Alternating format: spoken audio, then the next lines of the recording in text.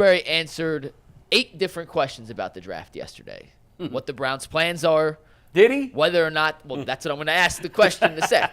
He was asked, my question to you guys is, do you have any idea, even if it's 1% better than it was prior to Andrew Berry speaking, do you have 1% more clarity on what the Browns are going to do after hearing Andrew Berry answer these questions, or did he do a Class A-plus job at avoiding every possible answer, which, by the way, he should, considering he doesn't want to give away the Browns' plans. Yeah.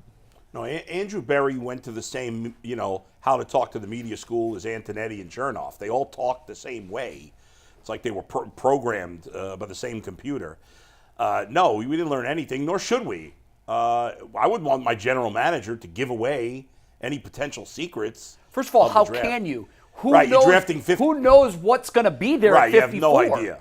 And I honestly believe, and I always think I think quarterback obviously is the exception to this, but I always think you have to draft the best player, even if it doesn't seem like an obvious need. I've heard a lot of people saying since they traded for Jerry Jeudy and signed Jerry Jeudy that now the Browns won't draft a wide receiver. I don't believe that. I don't either. I'm not saying they're definitely going to, but I think they definitely should. Yeah.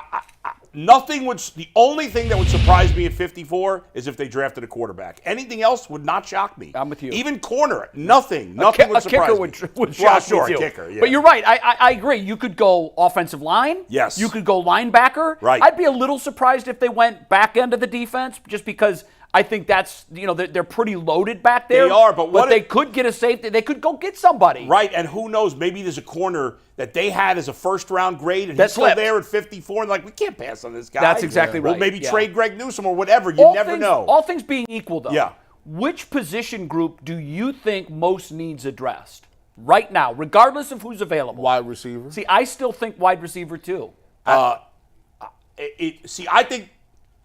I think linebacker needs to be addressed That's more number- than wide that's receiver. number 2 for However, me. wide receiver is more important to me. Yeah. So I would still go wide receiver. To me, Elijah Moore is a nothing. He's a jag. Hey. Yeah, he has been so far. And Jerry Jeudy, they paid him. I don't love him. I think he's got potential. And Amari Cooper, as much as we love Amari Cooper, he's getting old. Yeah. So I got to think about. I need a replacement there. I was on the way in, and I was listening to 92.3 The Fan. Coach Stefanski was talking over there. Yeah. He was on with Ken and Lima, and he talked about Ken Dorsey and how he believes how aggressive he is. He's like, listen, when you see Ken Dorsey, you're going to be surprised about how he talks about the aggressiveness that he wants to play on offense. He talked about some of the other skill position guys and how many new different offensive minds that they have in the room, from Deuce Staley and Tommy Reese and some of these other guys. And he actually sounded like he had a little spark, a little pep to his step when he was talking about these guys. Well, it's interesting that, to me, it's all the breadcrumbs are leading to him calling the plays. Yes, I think he definitely is calling the plays. It's beyond me why they haven't just come out and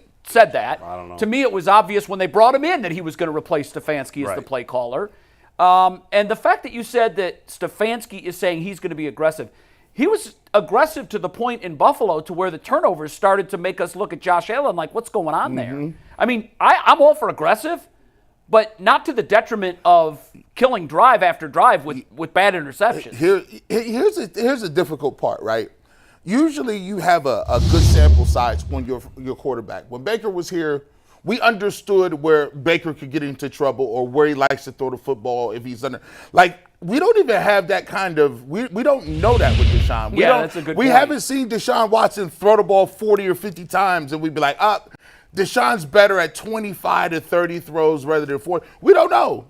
We just have to figure it out. So I think Dorsey comes in and says, look, if we're going to be aggressive, let me get some receivers and guys out here that I can at least be aggressive with and see what we're going to have. I think last year they told us the offense was going to be different.